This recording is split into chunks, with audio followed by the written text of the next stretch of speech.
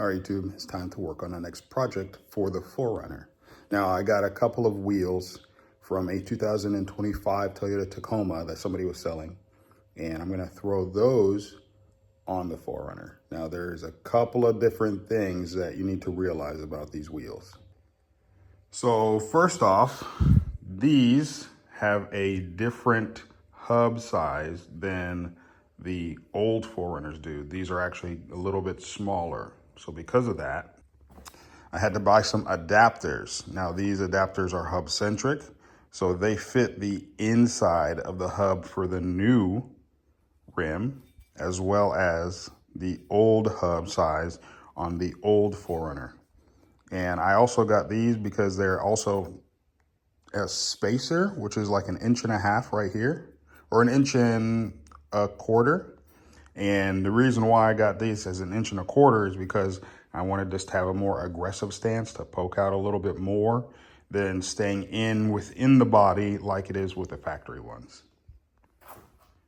Last thing to note is that these rims are very, very dirty. They are super atrocious. I am going to paint them, but before I can paint them, I have to clean them up. I have to take any wheel weights off of them, like these. I also have to take off this center cap, as well as this valve stem. I have a little trick for taking off this valve stem that I'll show you guys here in a second. But the center cap, super easy. All you gotta do is just go on the inside, poke it up, it comes out. Now, as for this valve stem, you're gonna need a couple of things. Any kind of lubricant. I'm just using this stuff to spray all around this side and the back side. You're gonna need, there's a kit that you can buy on Amazon for messing with the valve stems, removing them, and also this little tool here. So you take this and you screw it on, and you can use anything that will fit on both sides. Now you can use anything that will fit on both sides of this valve stem removal tool.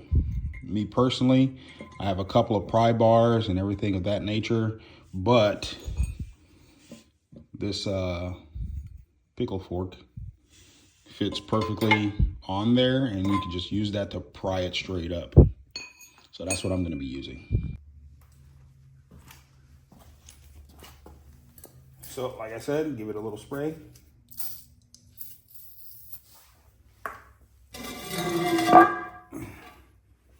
Spray this side.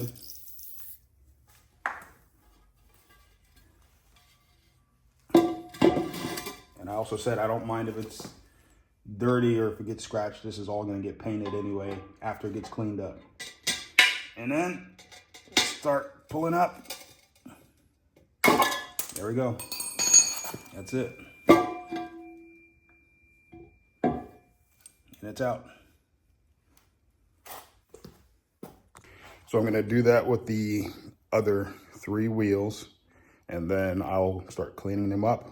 Actually, I have to take the wheel weights off, start cleaning them up, and then get them prepped for paint with sanding them down, priming them, and then painting them with the clear coat final. All right, now I got everything all washed up. All I did was use a little rag and a brush with some soap, obviously. And I got everything cleaned up, really nice and shiny. But shiny is not good when it comes to painting something over. So I'm gonna have to leave these out. I'm just gonna set them on the concrete, faced up, so the face of it doesn't get dirty, and let it dry here. And then once it's dry, I'll start sanding everything down, bring it inside to start painting it. All right, so the rims are still a little wet, but I took them in from outside so I can start sanding them. As you can see, I already began on 2 of them. So all I used was some 220 to 240 grit just to rough up the surface a little bit. And so I just have these 2 left. Rough them up, and then I will wash them off again, and then I'll give them an opportunity to dry before I wipe them down with alcohol or some prep spray, and then I'll spray them down with some primer and then the paint. But this is the difference. Shiny, not shiny, sanded. All right, now I have a little crude kitsch area, and I have all my wheels propped up on these old buckets that I have sitting around, so I don't care if there's paint on those. I also don't care, that's why I have this tarp on the ground, so that way the overspray can get on this. But as you can see here, this one is still dirty. Those are cleaned. I cleaned them up with just some isopropyl alcohol. So you just give it a good wipe down. And then I'm gonna spray it with some adhesion promoter, which I have here somewhere. So right here is my adhesion promoter. I'm gonna also use the same type of adhesion promoter on the 4Runner when I'm painting it with the bed liner. So I'm gonna use it here on these rims, just so if there are any spots that I didn't sand down that well, this stuff will allow the paint to stick to them. And just to give you guys an idea, this is the color that I'm going to be painting these rims. I did a poll on Instagram to find out what color I should paint the 4Runner as well as the rims, and everybody chose the green and bronze. So these rims are gonna get painted bronze using this. And I'm going to go over it with this 2K, which is clear matte. So that way it does not give me shiny glossy finish, because I just want it to be matte. So let's get to it. All right, now that I've sprayed the adhesion promoter, it says wait 10 to 15 minutes or 10 to 20 minutes. All right, now that I've sprayed the adhesion promoter, it says wait 10 to 20 minutes. So I'll set a timer, come back, and then should be good to start spraying. All right, backside's already done on all of these. I forgot to show you that, but this is the first coat going on, and you can see already what we're working with. Let me go ahead and flip this over so you can see the actual color compared to, actually I'll flip this one so you can see what it compares to this one. All right, and here you can see what the actual color is gonna look like, the deep bronze.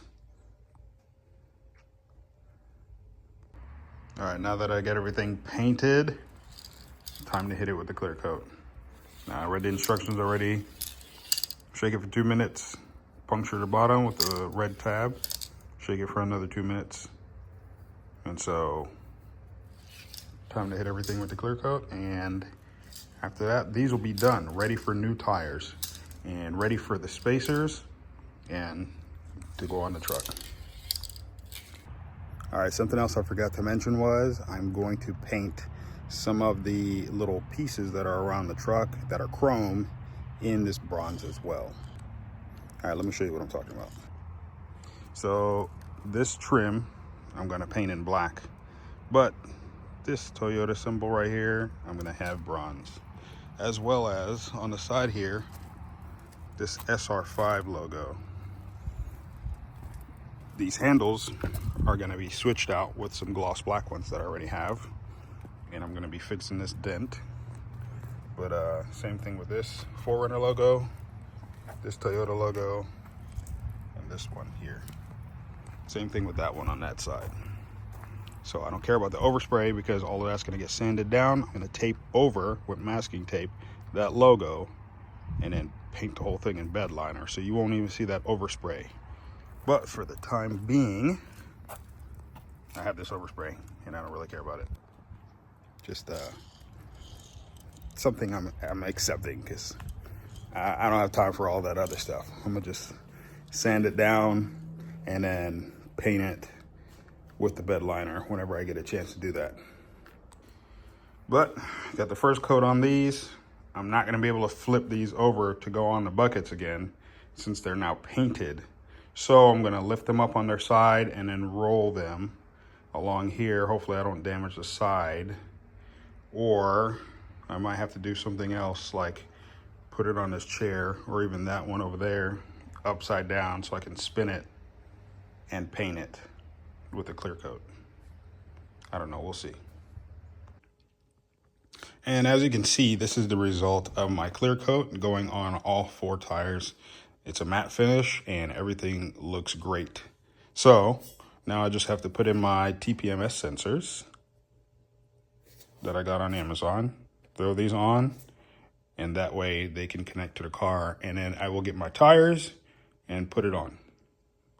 And also, just to make sure I don't have any issues, got a little bit of red Loctite. I'm gonna take this part out. There are different kinds of TPMS sensors, but for mine, it just kind of screws in. I'm gonna throw some Loctite inside of these threads. This part goes on the back in this hole, and then I screw in the top. All right, I got it all secured and tight. And so now, final piece, put the cap on. I had a few different colors laying around. So let's see how this yellow one looks.